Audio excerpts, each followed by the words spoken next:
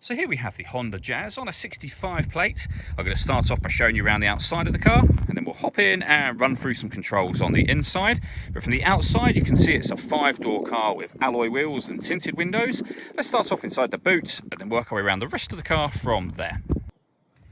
As we approach the back of the car, you can see we have plenty of boot space along with that 60/40 split folding rear seat should you wish to increase this space even further.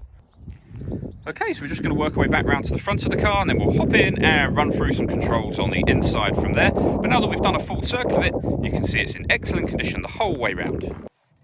Just briefly before we climb in, I think it's well worth seeing the interior from this exterior point of view. There's plenty to run through on the dashboard, so let's hop in and we'll do that right now.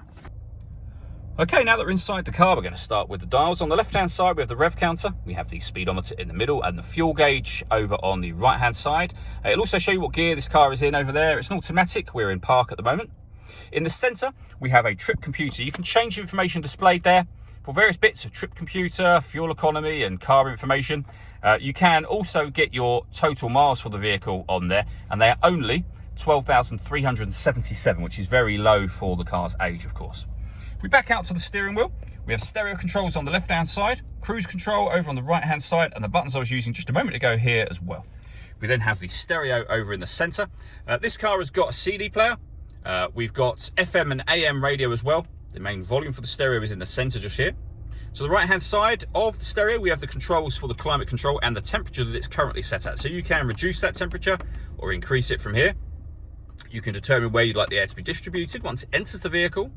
You can increase or decrease the fan speed, and then this button will turn your air conditioning off, as the case is now, or back on again.